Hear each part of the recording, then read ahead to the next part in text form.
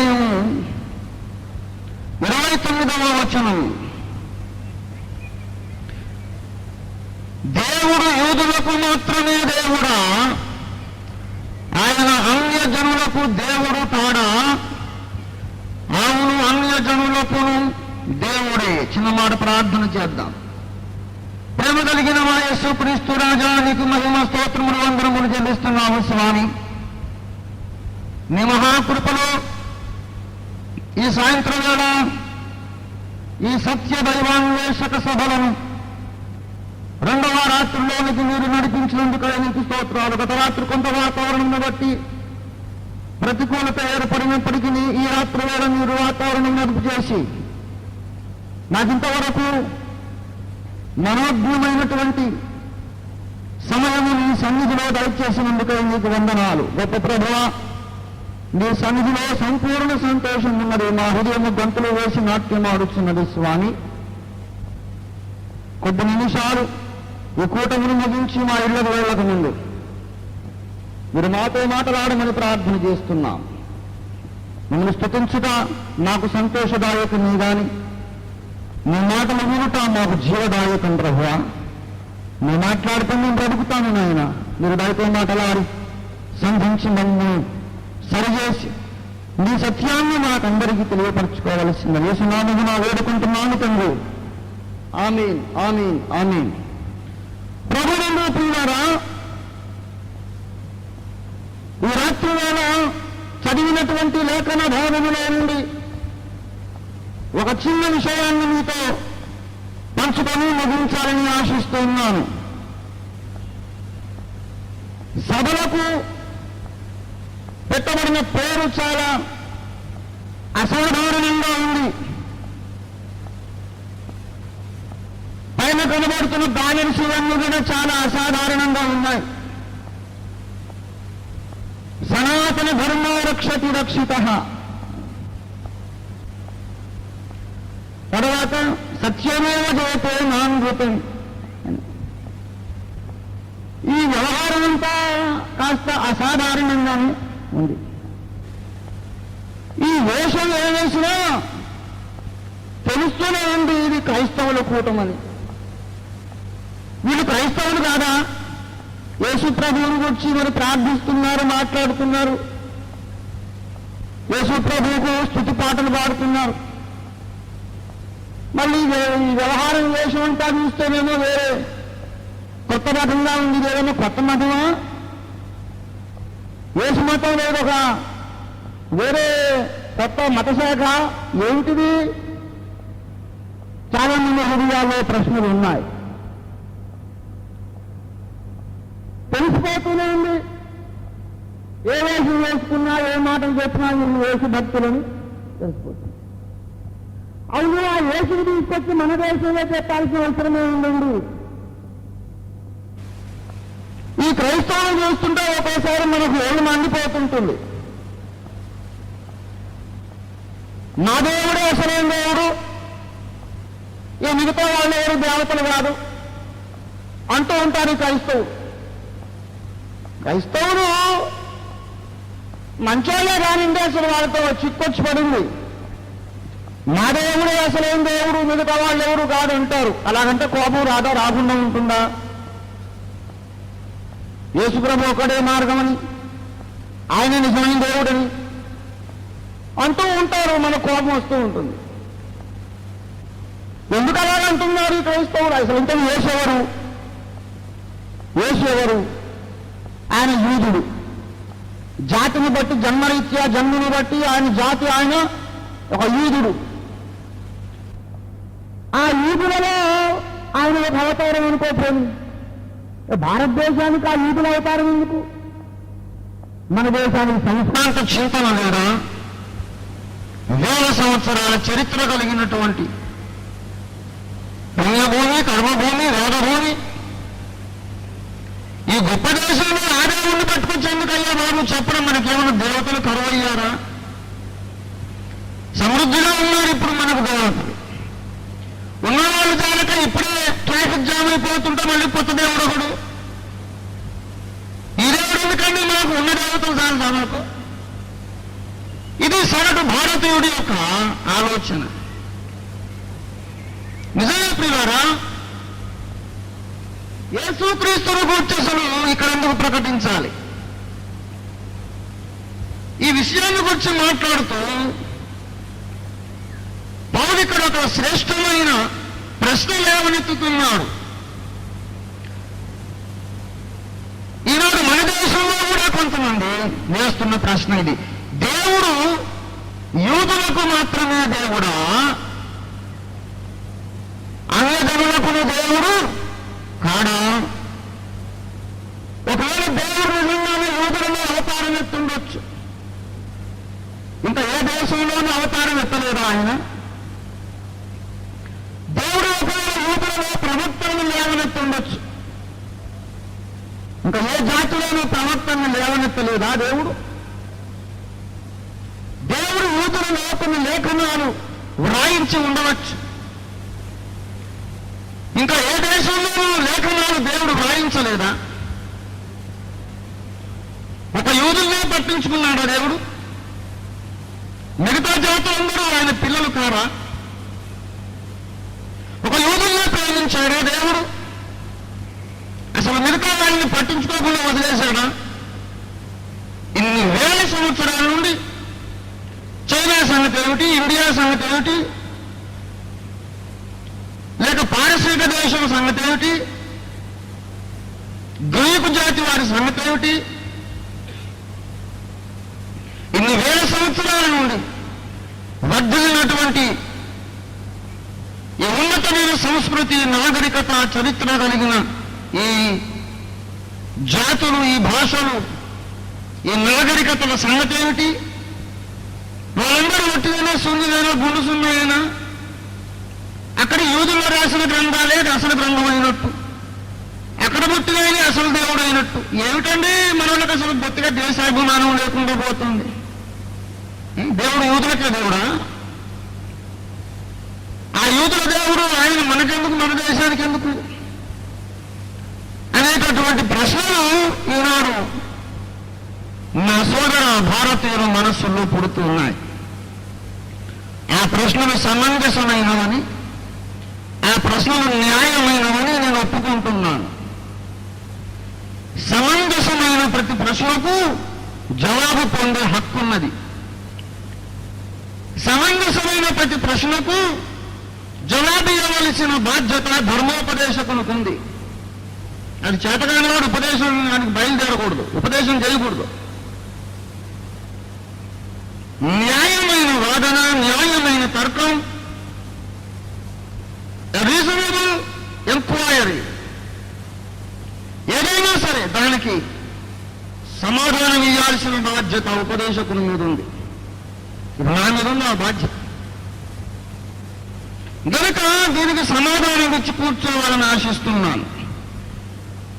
ప్రియులారా, ఈ ప్రశ్న అడిగినటువంటి భక్తుడే జవాబు కూడా ఇచ్చాడు. దేవుడు యూదులకు మాత్రమే దేవుడా, అన్యులకు దేవుడు కాడా అని అడిగిన ఆ భక్తుడే జవాబు చెప్పాడు. అవును, ఆయన అన్ని దేవులకు కూడా దేవుడే. ఒకవేళ దేవుడు యూదులకు మాత్రమే కాక అన్యులకు కూడా దేవుడై ఉన్నట్లయితే యూదులకు బయలుపరిచిన సత్యాన్ని ఆయన అన్యులకు కూడా బయలుపరిచి ఉండాలి. యూదులకు ఏ రక్షణ మార్గమును ఆయన బయలుపరిచాడో మిగతా జాతులందరికీ దాన్ని ఆయన బయలుపరిచి ఉండాలి. ఒకవేళ యేసుక్రీస్తు ప్రభువు వారు చెప్పారు, నేనే మార్గమును, నా ద్వారా తప్ప ఎవరో తండ్రి వద్దకు రాలేడు అన్నాడు ఆయన. ఆ మాట పట్టుకుని యేసుక్రీస్తు భక్తులు ప్రకటిస్తున్నారు, మరి ఎవరి వలనను రక్షణ కలుగదు, ఆకాశము క్రింద భూమి మీద ఇవ్వబడిన ఈ నామముననే మనము రక్షణ పొందవలెను. యేసుక్రీస్తు ఒకడే రక్షకుడైతే ఆ సంగతి ఇతర జాతుల వారికి ఎందుకు దేవుడు తెలియజేయలేదు? తెలియజేశాడా? అది ప్రశ్న.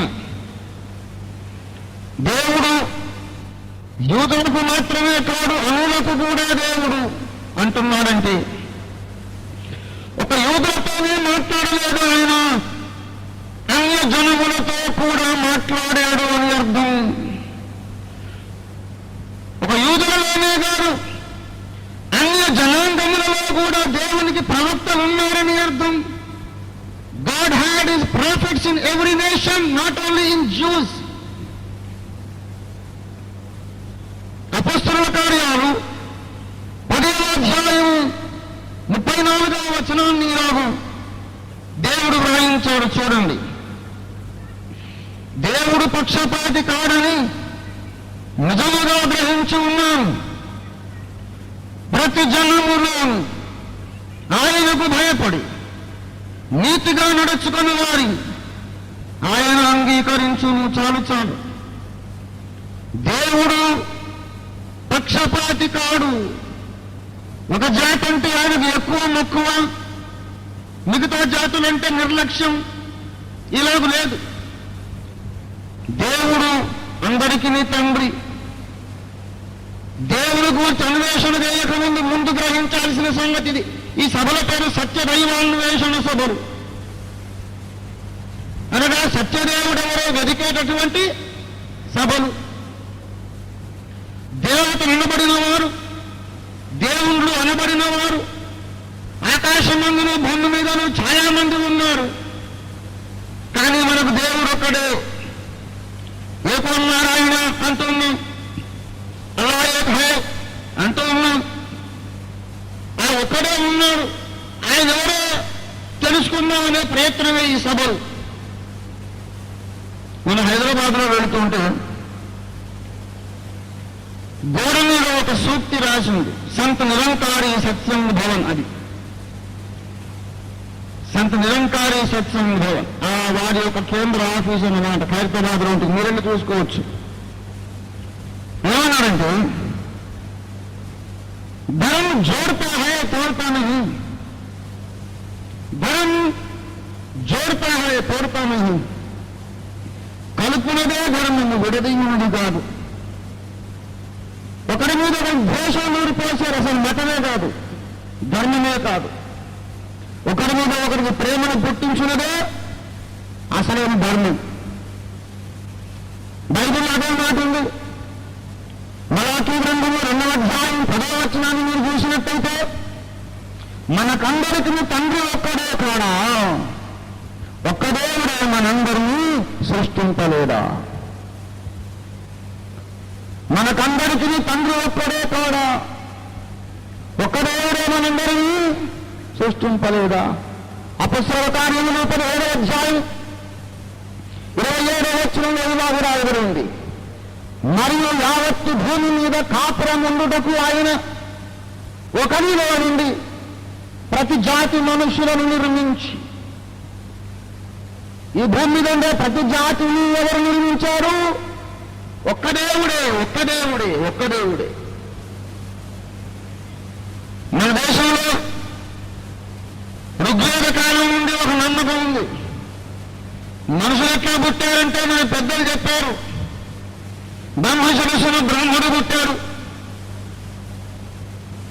బ్రహ్మ యొక్క భుజములలో నుండి క్షత్రియుడు పుట్టాడు, ఆ బ్రహ్మదేవుడు ఉదరములో నుండి వైశ్యుడు పుట్టాడు, పాదములలో నుండి శూద్రుడు పుట్టాడు. ప్రకటించబడుతున్న సత్యాన్ని బట్టి ఉక్కు నగరం పండుగ జరుపుకుంటున్నట్టుంది. చాలా సంతోషమైన పండుగ జరుపుకోండి. ఆ బాంబుల కంటే పెద్ద బాంబులు ఇక్కడ నేను పేలుస్తున్నాను. ఏమంటున్నాడు? ఏమండి,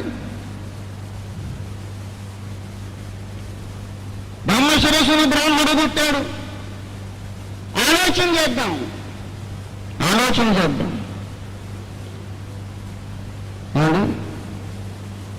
బ్రహ్మశిరస్సును బ్రాహ్మడు పుట్టాడు.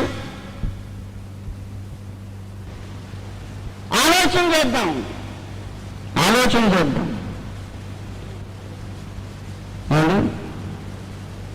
బ్రహ్మశిరస్సును బ్రాహ్మడు పుట్టాడు. భుజాల్లో నుండి క్షత్రువులు పుట్టారు, ఉదరంలో నుండి వైశ్యులు పుట్టారు, పాదముల్లో నుండి శూద్రులు పుట్టారు. చాతుర్వర్ణ సమాజం. మానవుల్లో 4 వర్ణములు. తల నుండి కాలు వరకు లెక్క చెప్పేశారు. అవును, నెత్తి నుండి వెనకాల దాకా లెక్క చెప్పేశావు. మరి పంచముడు ఉన్నాడు, ఊరు బయట ఉండేవాడు. వాడు ఎక్కడి నుంచి పుట్టాడు? వాడు స్వయంభువ, దానిలోంచి పుట్టాడు దేవుడు లాగా సొంతగా. అప్పుడు వీళ్ళందరికంటే వాడు గొప్పవాడని ఉంటాడు. వీళ్ళైతే దేవుడు తనలో నుంచి కాళ్ళలో నుంచి పుట్టారు, కానీ ఆ పంచముడు అసలు దేవుడు సంబంధం లేకుండా వాడే ఒక దేవుడు అయినట్టు సొంతగా స్వయంభువుగా పుట్టాడు అనుకుంటాను. అందుకే ఇంత పరిశుద్ధుడివి ఈ మా మధ్యలో ఉంటే నువ్వు తగదు అయినా వాళ్ళు దూరంగా పవిత్రంగా పెట్టారు అనుకుంటా ఊరు బయట.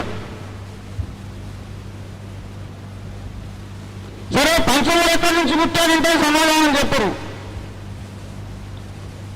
పంచముడు సంగతి కాలి గోళ్ళలో నుంచి పుట్టాడంటారేమో ఒకవేళ.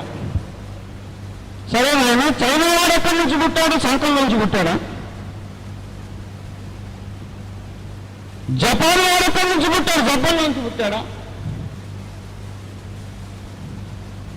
ఆఫ్రికా వాడు ఎక్కడి నుంచి పుట్టాడు? మోకాల చిప్పల నుంచి పుట్టాడా? మానవ జాతి ఎలా ఉద్భవించింది అంటే సరైన జవాబు లేదు. బైబిల్ చెబుతుంది, ఒక్క దేవుడే మనందరినీ సృష్టింపలేదా? మనకందరికి తండ్రి ఒక్కడే కాడా? దేవునికి స్తోత్రం కలుగునుగాక. హల్లెలూయా.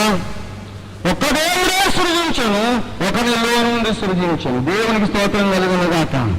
హల్లెలూయా. భారతీయులను ఏ దేవుడు సృష్టించాడో ఆ దేవుడే చైనా వాళ్ళను సృష్టించాడు. ఏ దేవుడు బ్రాహ్మణులను సృష్టించాడో ఆ దేవుడే పంచములను సృష్టించాడు. ఆ దేవుడే అమెరికా వాళ్ళను సృష్టించాడు. ఆ దేవుడే ఆఫ్రికా వాళ్ళను సృష్టించాడు.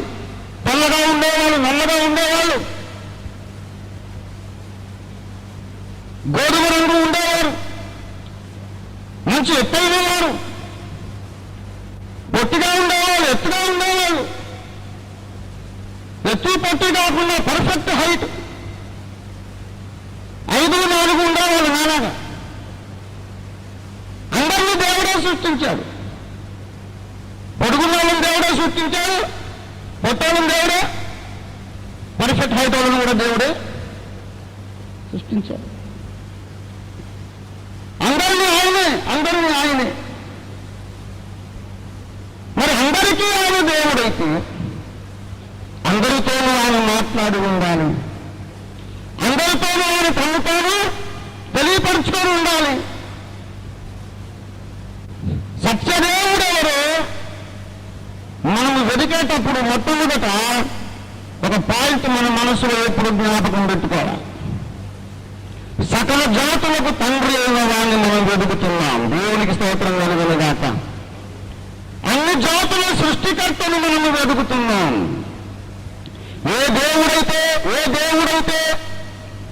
ఒకరిలో నుండి, ఒక మట్టి ముద్దలో నుండి మానవుల్ని చేసి, ఒకరిలో నుండి సకల భూజాతులందరినీ సృష్టించి, ఇంతవరకు పోషించి, ఇంతవరకు సంరక్షించాడో ఆయనను మనము వెతుకుతున్నాం. ఆ సంత నిరంతరి సత్సంగ భవన్ గోడల మీద ఇంకో మాట రాసింది, ఏక్ బను ఆర్ నేక్ బను. నేక్ అంటే నీతిమంతుడు, ఏకంటే ఒకడు. हम सब एक बनेंगे और नेक बनेंगे. మనం ఒక్కటైపోదాం, మనం నీతిమంతులుగా మారదాం. ఎంత చక్కటి స్లోగన్ అండి. ఏ మతాన్ని ఎవరు ఏ ధర్మోపదేశం ప్రకటించినా దానికి ఒకటే గురి, हम सब एक बनने चाहिए, हमें नेक बनने चाहिए. మనం ఒకటైపోవాలి, మనం నీతిమంతులం అయిపోవాలి.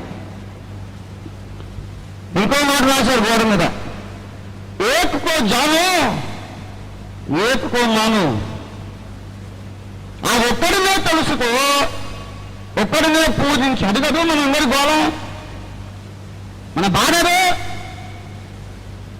దేవతలబడిన వారు అనేకులు ఉన్నారు. ఇందులో సత్యదేవుడెవరు? ఆయనను మనం తెలుసుకోవాలి. సత్యదైవ దైవార్చన నిత్యస్తోత్రార్పణ. సత్య దైవార్చన, దైవార్చనే కాదు, నువ్వు సత్య దైవార్చన చెయ్యాలి. దేవుని బిడ్డలారా, ఆయన ఎవరు? ఆయన్ని మనం తెలుసుకోవాల్సిన అవసరం ఉంది. ఆ ఒక్కరినే తెలుసుకుందాం. దేవుడు ఎవరో తెలుసుకొని అన్వేషణని ఎప్పుడు ప్రారంభిస్తున్నావో అప్పుడు మొట్టమొదట నీ మనస్సులో ఒక ఆలోచన స్థిరపరచుకోవాలి. ఏమిటంటే, నేను వెతుకున్నది ఎవరినంటే సకల భూప్రపంచము యొక్క సృష్టికర్త. మనకందరికి తండ్రి ఒక్కడే కాడా? దేవునికి స్తోత్రం కలుగునుగాక. హల్లెలూయా, హల్లెలూయా. అమెరికా వాళ్ళ తండ్రి మనకు కూడా తండ్రి. నువ్వు ఒప్పుకోగలవా ఈ మాట? స్వామి వివేకానంద షికాగో నగరంలోని సర్వమత సమ్మేళనంలో ప్రసంగించడానికి వెళ్ళినప్పుడు ఆయన సంబోధన ప్రపంచ మత నాయకులను ఆశ్చర్యపరిచింది. My dear brothers and sisters from different religions in the world, ప్రపంచంలోని భిన్న విభిన్న మతాలలో నుండి వచ్చిన నా అన్నదమ్ములారా, అక్క చెల్లెండ్రారా అనేసాడు. కంగుతిన్నారు. భారతదేశం నుండి వచ్చి మమ్మల్ని అన్నలారా తమ్ములారా అని పిలవగలిగినటువంటి విశాల హృదయుడు ఎవడు? ఆయన అసలైన భారతీయుడు. నువ్వు అనగలవా? నా సాటి భారతీయ సోదరుడా, అమెరికా వాడిని, ఆఫ్రికా వాడిని అన్నయ్య అని పిలవగలవా? మలేషియా వాళ్ళు, సింగపూర్ వాళ్ళు స్త్రీలు కనబడితే చెల్లెమ్మ అని పిలవగలవా? అమెరికా వాడిని, చైనా వాడిని పిలిచే వదిలేయి. నీ ఊళ్ళోనే ఊరు బయట ఉండేవాడిని తమ్ముడు అనగలవా? కులం పేరిట మానవ సమాజాన్ని ముక్క చెక్కలుగా చీల్చినటువంటి నీచులు దేశభక్తులుగా కాగలరు? నిజమైన దేశభక్తుడు దేశాన్ని ఏకం చేయాలి, చీల్చకూడదు. అసలు సిసలు దేశభక్తుడు అద్దంకి రంగి తోఫీరే. ఎందుకంటే కులాన్ని కూలగొట్టి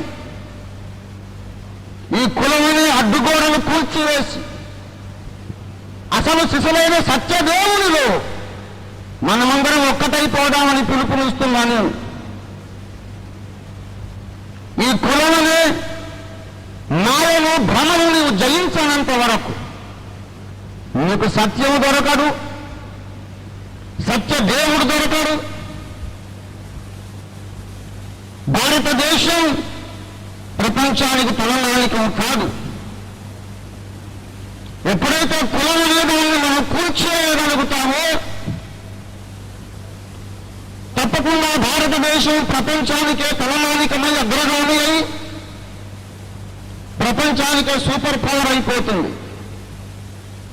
मेरा भारत एक जमाने में महान था, लेकिन अभी नहीं. फिर एक बार हमारा देश महान बनना चाहिए. మరోసారి నా దేశం గొప్పదిగా కావాలంటే స్వామి వివేకానందుడి వలె మనం అందరం ఊళ్ళో ఉండేవాడు, ఊళ్ళో బయట ఉండేవాడు, అన్ని ఖండములలో ఉండేవాళ్ళం అన్నదమ్ములారా, అక్క చెల్లెండ్రారా అని పిలవగలగాలి. నేను పిలవగలగాలి. నాకేం కులం ఏంటండి, నాకేం భేదం లేదు. You belong to any cost, any creed, any religion. I call you my brother, my sister, wholeheartedly. సొంత తోడబుట్టిన వాళ్ళని తోడబుట్టిందా ఎలా పిలుస్తాను, దీన్ని ఎలా పిలుస్తా? చెల్లమ్మ, అక్కయ్య, అన్నయ్య అని పిలుస్తాను. ఆమె కూర్చు ఫరక్ మేము పడతాను. ఎవరంటే ఏమీ నాకక్కర్లేదండి. నిన్ను సృజించిన వాడే నన్ను సృజించాడు. ఏ మట్టుముద్దలో నుంచి నువ్వు పుట్టావో అక్కడి నుంచే నేను పుట్టాను. ఇంకా మన కులాలేంటి? నాన్ సెన్స్ కాకపోతే. దేవుని బిడ్డలారా, కుటుంబం. ఈ కుటుంబములకు తండ్రి ఒక్కడే, ఆయన దేవుడు. దేవునికి స్తోత్రం కలుగును గాక. ఆయనను మనం వెతుకుతున్నాం. ఆయన అన్ని జాతులను సమానముగా ప్రేమించాడు కనుక అన్ని జాతులకు తను తాను ఆయన సమానముగా తెలియపరుచుకున్నాడు. ఆయన అన్యులకు కూడా దేవుడే, యూదులకు కూడా దేవుడే. అన్య జాతుల వారిలో కూడా దేవునికి ప్రవక్తలున్నారు. ఆ సంగతి బైబిల్లోనే తేటగా రాయబడింది. దేవుని బిడ్డలారా, నేను భారతీయుడను. నా హృదయం కూడా కొంత గాయపడింది. ఒకవైపేమో యేసును గూర్చి ఆలోచించినప్పుడు యేసును గూర్చి చాలా సర్వశ్రేష్టమైన సంగతులు బైబిల్లో కనబడుతున్నాయి. స్వామి వివేకానంద విరచితమైన ప్రబోధరత్నాకరం అనే గ్రంథం ఇక్కడ నా దగ్గర ఉంది. ఈ ప్రబోధరత్నాకరం అనే గ్రంథంలో నుండి వివేకానందుల వారు చెప్పిన మాటలను చదివి వినిపిస్తున్నాను, వినండి.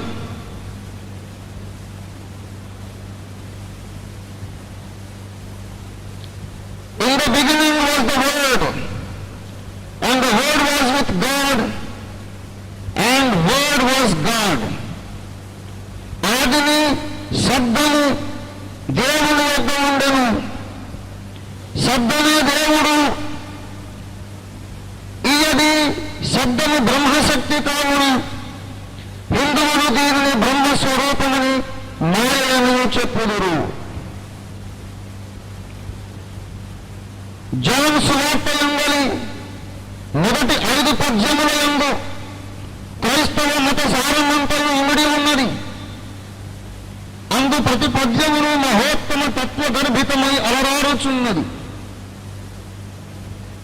పరిపూర్ణముకు బ్రహ్మము లేక భగవంతుడు ఎన్నడూ అపరిపూర్ణుడు కాడు. 29వ పద్యము నుండి sin of the world, లోపల పాపమును క్రీస్తు పరిహరించుచున్నాడు అని పాదమునకు మనము పరిపూర్ణముగు మార్గమును క్రీస్తు మనకు చూపును అని అర్థం.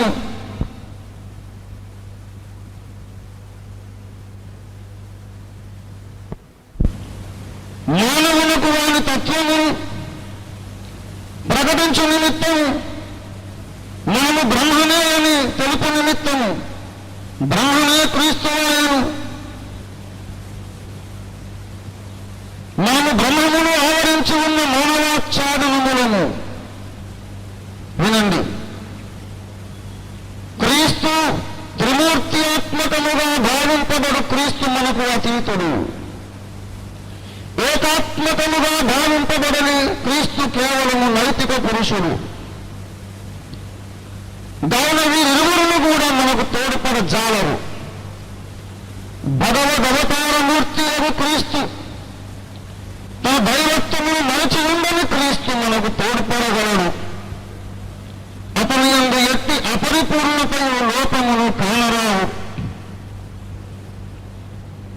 ఏమండి, దేవుడు ఎటువంటి వాడో, క్రీస్తు ఎటువంటి వాడో స్వామి వివేకానందుల వారు చెబుతున్నారు. బ్రహ్మనే క్రీస్తు ఆయను. ఆయన మనము సంపూర్ణముగు మార్గమును మనకు తెలియజేయును. ఇంకా నా దగ్గర ద క్రైస్ట్ వి అడోర్ స్వామి రంగనాథానంద గారు చెప్పినటువంటి వారి ప్రసంగాలు ఇక్కడ ఉన్నాయి. ఇంకా నా దగ్గర 4 వేదాలు, రామాయణం, భగవద్గీత ఇత్యాది గ్రంథాలు ఉన్నాయి. వాటి సంగతి అలా తర్వాత చెప్పుకుందాం. ఈ రాత్రి వేళ నా యొక్క ప్రశ్న ఒకటి, క్రీస్తుని గూర్చి స్వామి వివేకానంద, కేశవ చంద్రసేన్ ఇలాంటి మహాభక్తులు ఎంతో ఉన్నతముగా మాట్లాడారు.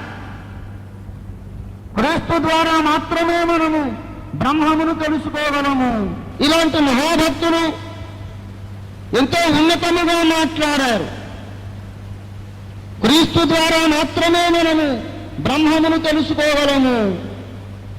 ఆది యందు శబ్దముండెను, శబ్ద బ్రహ్మముండెను, ఆయన క్రీస్తు ఆయనని నేనంటం లేదు. ఇదిగో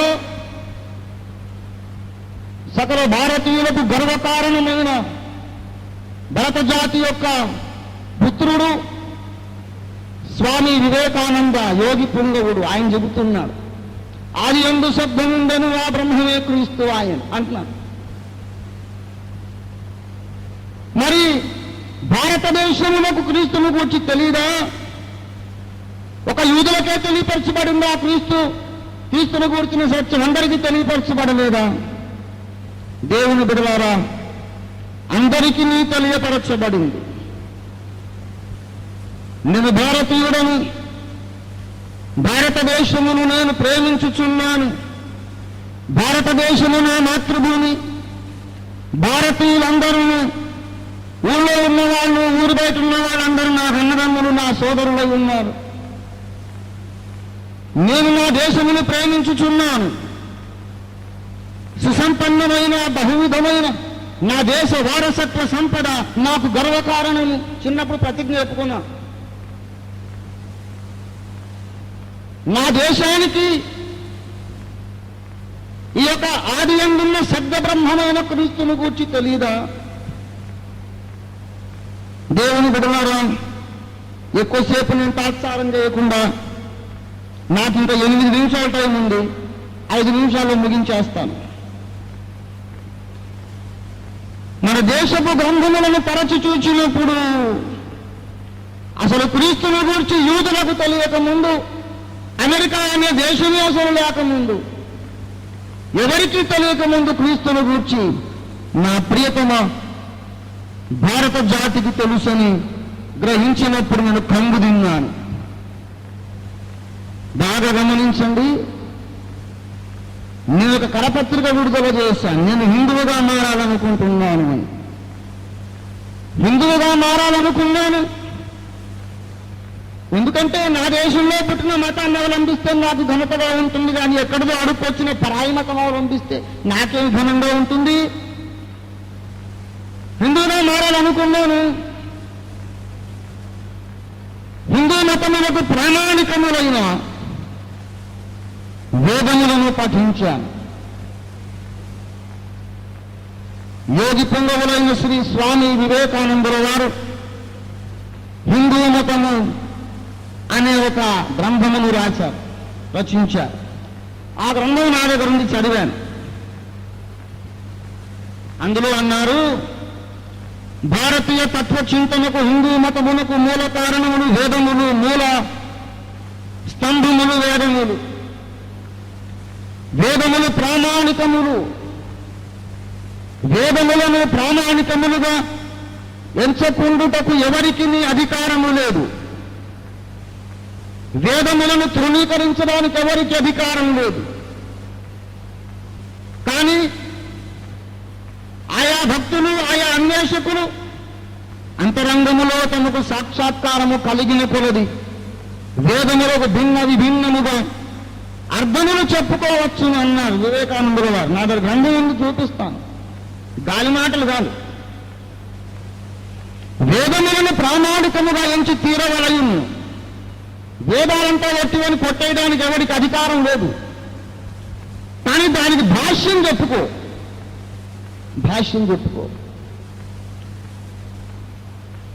సంస్కృత భాష, వేద భాష చాలా జటిలమైన భాష. ఒక మాటకు 4 అర్థాలు ఉంటాయి. కొన్ని మాటలకు 28 అర్థాల వరకు ఉంటాయి ఒక శబ్దానికి. ఉదాత్తముగా, అనుదాత్తముగా అంటే ఉచ్చస్వరముతో పలికితే ఒక అర్థం, కొంచెం మందరంగా పలికితే ఒక అర్థం. మా అనే శబ్దం గట్టిగా మా అని అరిస్తే వద్దు అని, మందరంగా మా అంటే నాకు అని. ఇప్పుడు తమసో మా జ్యోతిర్గమయ అనుకుంటాం కదా, తమసో మా జ్యోతిర్గమయ అనాలి. తమసోమ మృత్యోర్మ అమృతంగమయ అనాలి. తమసోమ మా కిందికి దించాలి. పాట పాడిన తమసోమ అన్నామనుకో వద్దు అని. అర్థమైందా? సంస్కృతం వస్తే వచ్చినట్టు కాదు, చాలా కాంప్లికేటెడ్ లాంగ్వేజ్ అది. అందుకే వివేకానందుల వారు అన్నారు,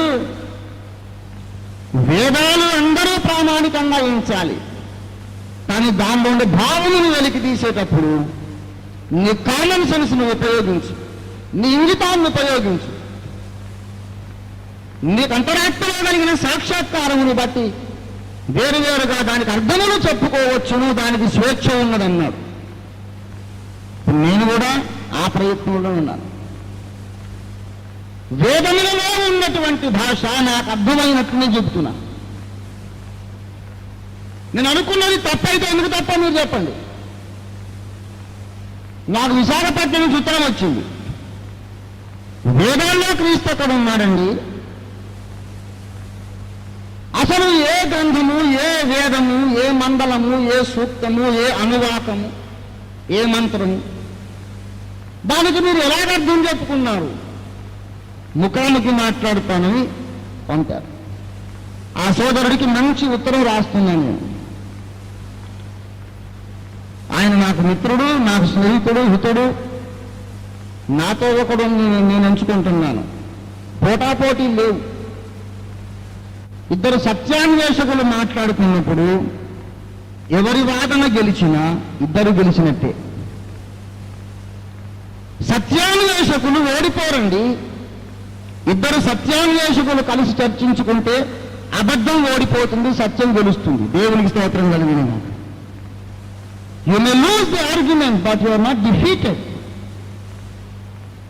you win in your quest for truth. నేను ఋగ్వేదములు కావాలని, నా చతుర్వేదాలు కావాలని హైదరాబాదులో ఆర్య సమాజ దేవాలయానికి వెళ్ళాను. వైదిక ధర్మమును అవలంబింపుడు అని అన్నారు. అవలంబిస్తామండి మహానుభావ, నాకు చతుర్వేదములు అనుగ్రహింపుడు అని నేను అన్నా. ఈ రోజుల్లో ఎవరు అడుగుతారు సార్ వేదాలు లేవు నా దగ్గర అని sir. Yes, you can go enquiry in Hyderabad. వైదిక ధర్మమును అవలంబింపుడు అన్నారు కదా, అవలంబించడము మహానుభావ, నాకు చతుర్వేదములు ఇండు అనుగ్రహించుడు. ఇప్పుడు ఎక్కడి సార్ వేదాలు? నా దగ్గర ఎక్కడి లేవు సార్.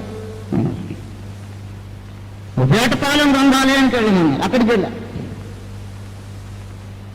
అక్కడికి వెళితే అక్కడ కూడా లేవు అన్ని గ్రంథాలు. యజుర్వేదం ఏమీ లేదు. నాకు కావలసిన శ్లోకాలకు శుక్ల యజుర్వేదంలో, కృష్ణ యజుర్వేదంలో, భవిష్య పురాణంలో, తాండియ మహాబ్రాహ్మణంలో, శతపథ మహాబ్రాహ్మణంలో ఉన్నాయి. అవి ఏవి లేవు. క్రీస్తుని గురించి ఏ గ్రంథముల్లో రాయబడి ఉన్నాయో ఆ గ్రంథములన్నీ ఏ గ్రంథాలలో లేకుండా తీసేశారు మహానుభావులు ఎవరు. దాని వెనుక పెద్ద కుట్ర ఉందని నేను అనుకుంటున్నాను. ఈ అన్వేషణ ఆగదు.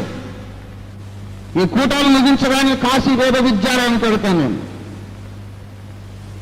హైదరాబాద్లో ఓరియంటల్ మాన్యుస్క్రిప్ట్ లైబ్రరీ ఉంది, అక్కడికి వెళ్తాను. భారతదేశం అంతా గాలిస్తాను. ఏ వేదములో, ఏ మండలంలో, ఏ సూక్తంలో క్రీస్తును గూర్చిన ఛాయలు కనిపిస్తున్నాయో వాటిని వెలికితీసి గ్రంథాలు రాసి, కరపత్రాలు రాసి, దేశ ప్రధానమంత్రి మొదలుకొని, పీఠాధిపతులు మొదలుకొని ప్రతి ఒక్కరిని నిలదీసి ప్రశ్నిస్తాను. ఈ శ్లోకాలకు మీరేం అర్థం చెబుతారు? ఇది క్రీస్తును కూర్చొని నేనంటే మీరు ఎలా కాదంటారు? What is your logic? క్రీస్తుని గురించి ఈ శ్లోకాలు చెబుతున్నాయని నేనంటే మీరు ఎలా కాదనగలరు? కాదు అనలేకపోతే క్రైస్తవ మతాన్ని ద్వేషించమని దేశ ప్రజలకు మీరెందుకు విషయం నేర్పిస్తున్నారు? I'm going to question the rulers of this country and the citizens of this country and every spiritual leader. Yes, సత్యాన్వేషకుణ్ణి. నాకు సత్యం కావాలి. టీవీలో, రేడియోలో వార్తాపత్రికల్లో గగ్గోలు పెట్టేస్తాను. ఈ భూగోళం అయిపోయిన తర్వాత ఇంకో గోళం ఉందో వెతుకుని దాన్ని కూడా చేయిస్తాను. దేవుని స్తోత్రం కలుగుతుంది. ఎస్, దేవుని బిడ్డలారా, వివేకానంద స్వామి గారు చెప్పారు, సత్యదేవుని గ్రహించిన ఎడల నీవే బ్రహ్మము, నీకంటే గొప్ప బ్రహ్మం ఎక్కడా లేదన్నారు. అలాగైతే నేనే బ్రహ్మాన్ని అయితే ఆ నాద బ్రహ్మము, ఆ వేదసారము, ఆ బ్రహ్మమే క్రీస్తాయని వివేకానందుడు చెప్పాడు. అనాది అందున్న ఆ నాద బ్రహ్మను నాకు వ్యక్తిగత మిత్రుడైతే ప్రపంచాన్ని ఎందుకు జయించలేమండి? ఇట్లాంటి కోటి ప్రపంచాలైనా వేలు గోరుతో జయించవచ్చు. బైబిల్లో ఉంది, దేవుని మూలముగా పుట్టిన వారు లోకమును జయించగలరు. దేవుని స్తోత్రం కలిగిన దాకా. హల్లెలూయా, హల్లెలూయా. దేవుని బిడ్డలారా, ఏ వేదము ఏ శ్లోకం అంటే చెప్పడానికి ఇన్ని ఉన్నాయి. కానీ ఒక విషయం చెప్తాను,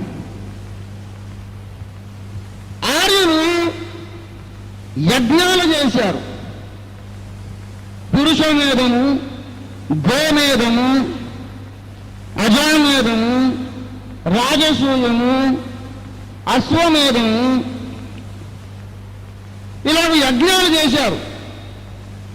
దానికి కొంతమంది మిత్రులు నాతో చెప్పారు, ఆర్యులు చేసిన యజ్ఞములలో రక్త ప్రోక్షణ లేదు అని. నేను కనుగొన్న సత్యం ఏంటంటే ఈ ఒకముఖ ముగించేస్తాను. ఆర్యులు చేసిన బలులు యజ్ఞములు, ద్రావిడులు చేసిన బలులు యజ్ఞములు, యూదులు చేసిన బలులు యజ్ఞములు, బాబిలోనియా నాగరికతలో వాళ్ళు చేసిన బలులు యజ్ఞాలు, చైనా, ఈజిప్టు, గ్రీస్ సకల ప్రాచీన దేశముల్లో వారు అర్పించిన జంతు బలులు, అవి భవిష్యత్తులో జరగబోచున్న ప్రజాపతి యజ్ఞమునకు ముందు గుర్తయి సూచనలై ఉన్నవి. ఆ జంతు బలి రక్తము ద్వారా మనుషులకు విమోచన లేదు. కానీ ఆ దేవుడే నరావతారమెత్తి ప్రజాపతి దేవేభ్యో ఆత్మీయం యజ్ఞం కృత్వా ప్రాయశ్చిత్, దేవుడైనటువంటి ప్రజాపతి వచ్చి తన్ను తాను యజ్ఞముగా చేసుకున్నప్పుడు లోక పాపమునకు ప్రాయశ్చిత్తమగునని వేదములు ఘోషించిన ప్రకారం అనాది యందున్న ఆ నాద బ్రహ్మము, నాద శరీరుడు, అదృశ్య దేవుని దృశ్య రూపము, దేవునిలోని ఒక భాగము, ఆయన ఈ భూమి మీద అవతారమెత్తి పాపము లేని పవిత్ర రక్తమును చిందించును. అయితే ఆయన చిందించబోతున్నటువంటి ఆ పరిశుద్ధ రక్తం ఆయన నెరవేర్చబోతున్న యజ్ఞానికి సాదృశ్యముగా, పోలికగా ఆయా జాతుల వారు బలికర్మకాండను చేసిరి.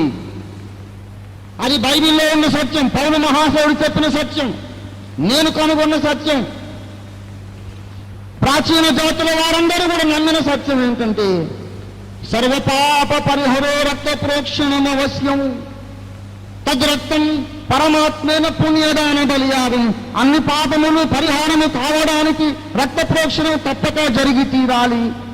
ఆ రక్తం జంతు రక్తం కాదు, పక్షి రక్తం కాదు, పరమాత్మైన పుణ్యదాన బలియాగం. లోక పాపాలు పరిహారం కావడానికి రక్తం చిందించబడాలి.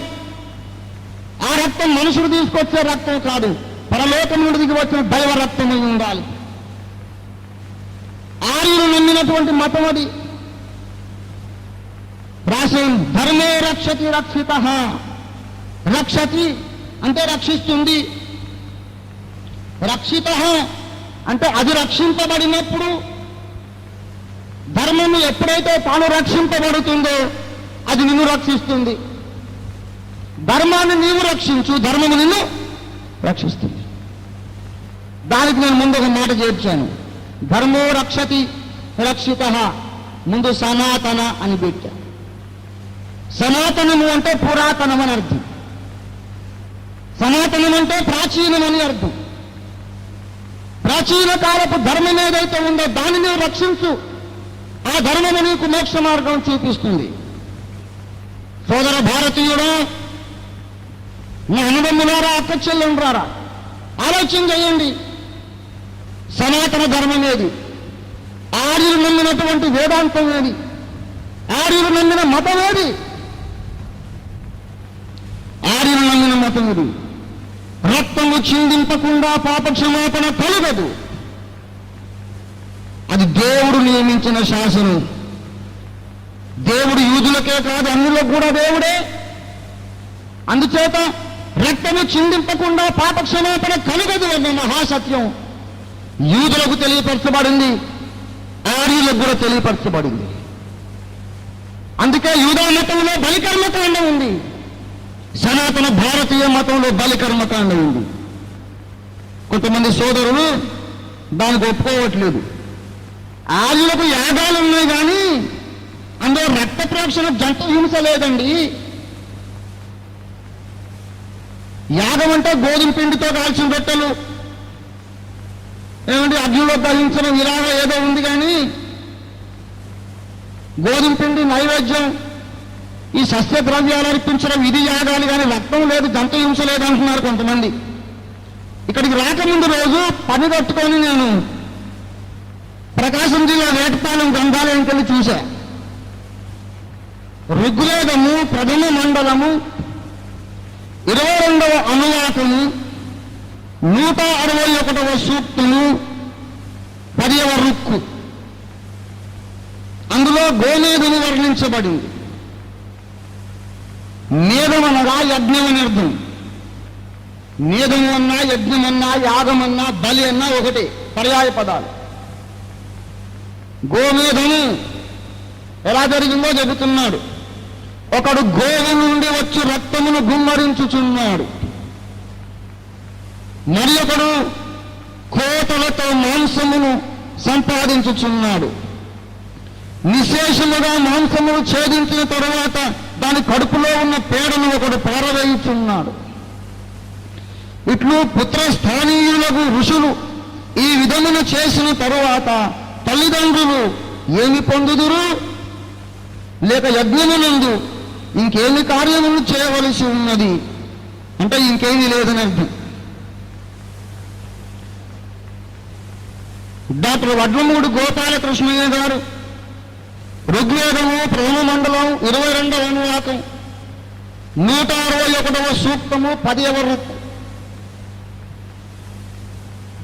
ఆయన చేసిన వ్యాఖ్యానం నేను చదివా. ఆయన క్రైస్తవుడు కాదండి, డాక్టర్ వడ్లమూడి గారు క్రైస్తవుడు కారు.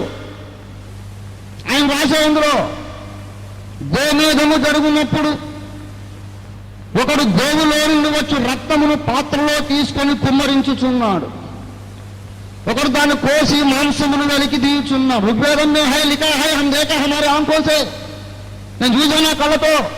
హింసలేదంటారే తెలిసినట్టు. హింస లేకపోవడం ఏంటి తమ్ముడు? నీకు తెలియదు, తెలుసుకో. ఆర్యులు నమ్మిన మతం ఏంటంటే అన్నిట్లోనూ రక్త ప్రోక్షణ ఉంది. పురుషమేధములో రక్త ప్రోక్షణం, అజామేధములో రక్త ప్రోక్షణం, గోమేధములో రక్త ప్రోక్షణం. ఎస్, ఎందుకు చిందించారంటే బైబిల్లో ఉన్న సత్యం వాళ్ళకు తెలుసు. హెబ్రీ పత్రిక 9:22లో చెబుతాడు, సమస్త వస్తువులను రక్తము చేత శుద్ధి చేయబడుననియు, రక్తము చిందింపకుండా పాపక్షమాపణ కలుగదనియు సామాన్యముగా చెప్పవచ్చును. సర్వపాప పరిహరో రక్త ప్రోక్షణ అవశ్యం. సనాతన ధర్మం అదే నాయన. ఆర్యులు అన్నారు రక్తము చిందించాలి, ఆ రక్తము మేకది కాదు, కోడి దూడది కాదు, ఆ పరమాత్ముడిదై ఉండాలని అగస్త్యుడు, యాజ్ఞవల్క్యుడు ఇత్యాది మహర్షులందరూ నమ్మారు. అదే నేను నమ్ముతున్నాను. మన దేశద్రోహం అంటే అంటావేమిటి? అగస్త్యుడు, వశిష్ఠుడు, వాల్మీకి నమ్మిన మతాన్ని నువ్వు వదిలేశావు. నువ్వేమో దేశభక్తుడివా, నేనేమో దేశద్రోహినా? అసలు సిసలైన దేశభక్తుడు నేనే.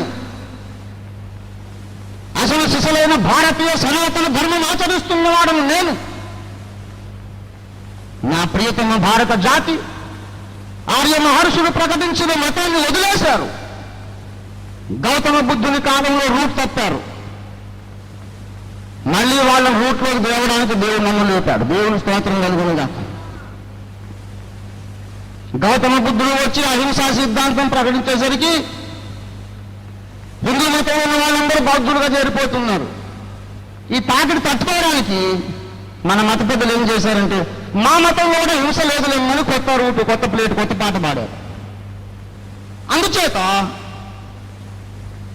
వాల్మీకి, యాజ్ఞవల్కుడిత్యాది మహర్షులు నమ్మిన సనాతన ధర్మాన్ని భారత జాతి మర్చిపోయింది.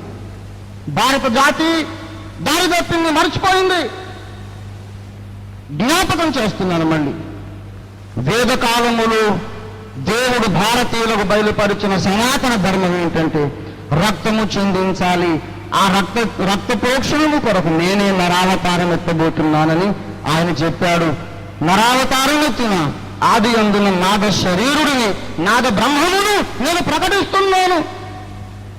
ఋగ్వేదములో రాయబడిన శ్లోకములను నెరవేర్చిన కొరకు అనాది అందున్న నాద బ్రహ్మము నరావతారం ఎత్తను. నరావతారం ఎత్తిన నాద బ్రహ్మము పేరే యేసుక్రీస్తు. భారతీయ సోదరులారా, యేసు అంటే పరాయి దేవుడు కాదు.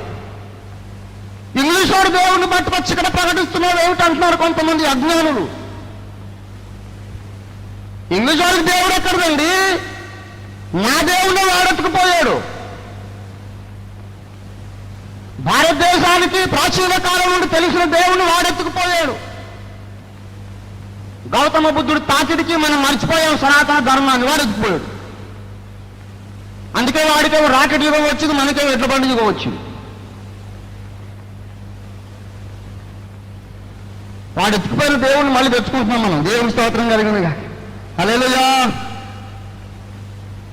క్రైస్తవ మత ప్రచారమును గురించి చాలా మంది అపార్థం చేసుకుంటున్నారు, అపోహలు కలిగి ఉన్నారు, నిందలు మోపుతున్నారు. సత్యమును ప్రకటిస్తున్నాను. భారతదేశము నమ్మిన సనాతన ధర్మము క్రైస్తవమేనండి. Christianity is the ancient religion of India. సనాతన భారత జాతి సనాతన కాలమందు, ప్రాచీన కాలమందు ఎదురు చూచి కళ్ళు కాయలు కాచేలాగా కళ్ళల్లో ఒత్తులు వేసుకొని ఎదురు చూచారు. ప్రజాపతి దిగి వస్తాడు, యజ్ఞమై తిరిగి లేస్తాడని.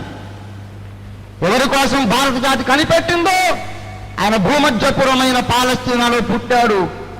వేదాంగములు ప్రవచించినట్లు ఆయన మరణించి తిరిగి లేచాడు. క్రీస్తును గురించి మొదట భారతదేశంలో రాయబడింది.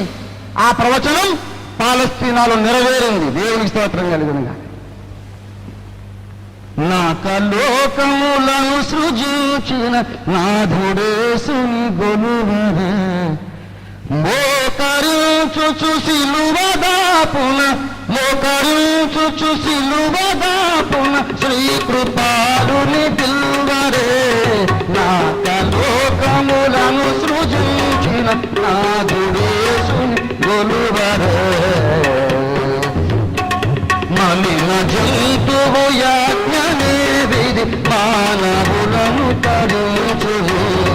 మలిన జంతువు యాజ్ఞనే విధి మానవులను తరించు. కలువరిన్ పరిశుద్ధ బలియే, కలువరిన్ పరిశుద్ధ బలియే కలుషవిత విహరించును. నాకలోకములను సృజించిన నాథుడేసుని గొలువరే. సంధ్యము నీకేలగలిగెను సామవేదము చదువరే. సంధ్యము నీకేలగలిగెను సామవేదము చదువరే. అందునుండు ప్రజాపదవుడు, అందునుండు ప్రజాపదవుడు అరయ యేసుని గానరే. నాకలోకములను సృజించిన నాథుడేసుని గొలువరే. ప్రభువునందు నాకు అత్యంత ప్రియులారా, జాతిని బట్టి రక్తాన్ని బట్టి నా అన్నదమ్ములారా, అక్క చెల్లెనులారా, యేసును గూర్చి ప్రకటించినప్పుడు మనస్సులో అర్థం పర్థం లేని కోపతాపాలు పెంచుకోబాకండి. ఎవరినో కాదు, నీ దేవుణ్ణి నేను చెప్తున్నాను నీకు. నీ డాడీ మర్చిపోయావు, నువ్వు నీ డాడీని నీకు మళ్ళీ పరిచయం చేస్తున్నా. దేవుని స్తోత్రం కలిగిన గాక. ఒక్క దేవుడే మనందరినీ సృజింపలేదా? అనాది యందున్న నాద బ్రహ్మమే క్రీస్తుని, ఆయన యజ్ఞ పురుషుడు అయ్యాడని మన భారతీయ నాయకులే ప్రకటించుచుండగా యేసును నమ్మకపోవడం దేశభక్తి ఎలాగవుతుంది నాయన? యేసును నమ్మకపోవడమే దేశద్రోహం. అసలు యేసునందు విశ్వాసం ఉంచును, అప్పుడు నీవు నీ ఇంటి వారు ఆత్మశాంతి పొందుతారు, నరకాగ్ని గంధకముల గుండములను రక్షణ పొందుతారు, ఇహమందు పరమందు సంతృప్తి కలిగి యుగయుగములు మహిమానందంలో జీవిస్తారు. యేసు క్రీస్తునందు విశ్వాసం ఉంచండి, అపోహలు విసర్జించండి, అపార్థాలు విడనాడండి, సత్యాన్ని గ్రహించండి. యేసునందు విశ్వాసం ఉంచడమే సనాతన భారతీయ ధర్మం. ప్రభువుని ఆత్మనేత్రాలు తెరువజేయునుగాక. ప్రార్థన చేద్దాం, తల వంచండి. ప్రేమ కలిగిన మా మహాపరిశుద్ధ తండ్రి, నువ్వు నాకు అప్పగించిన సత్యాన్ని నమ్మకమైన సేవకునిగా చేరవచ్చిన సత్యాన్వేషకుల ఎదుట ప్రకటించాను స్వామి. వ్యర్థమైన కావేశములు విడనాడి, అపార్థములు మాని, అపోహలు మాని, సత్యముని వెదికి నా అన్నదమ్ములు అక్క చెల్లెళ్ళు, నాతో పాటు భరత జాతి రక్తాన్ని పంచుకు పుట్టినటువంటి నా సోదర భారతీయులందరూ నీవే సత్యదేవునివని గ్రహించి మారు మనస్సు పొంది, రక్షణ పొంది, జన్మకర్మ పాపముల నుండి విడుదల పొంది, ఇహమందు పరమందు ఆత్మానంద భరితుల యుగయుగములు జీవించగలుగు భాగ్యం నా భారతదేశ పౌరులందరికీ దయచేయమని, కాశ్మీర్ నుండి కన్యాకుమారి వరకు నా దేశమును రక్షణానందముతో నింపమని యేసు పరిశుద్ధ నామమున వేడుకుంటున్నాము తండ్రి. మన తండ్రి అయిన దేవుని ప్రేమ, మన రక్షకుడైన యేసునాథుని శాశ్వత కృప, పరిశుద్ధాత్మ దేవుని తోడు దివ్య సహవాసము చేరివచ్చిన మనకందరకును భూలోకమందంతట చెదరి ఉండి దేవుని సత్యమును సత్యదేవుని వెతుకుచున్న యథార్థవంతులైన అన్వేషకులందరికీ సదా తోడై ఉండును గాక. ఆమేన్. యేసు రక్తమునకే జయం, ప్రభు యేసు రక్తమునకే జయం, ప్రభు యేసు నామమునకే సంపూర్ణ విజయం కలుగును గాక.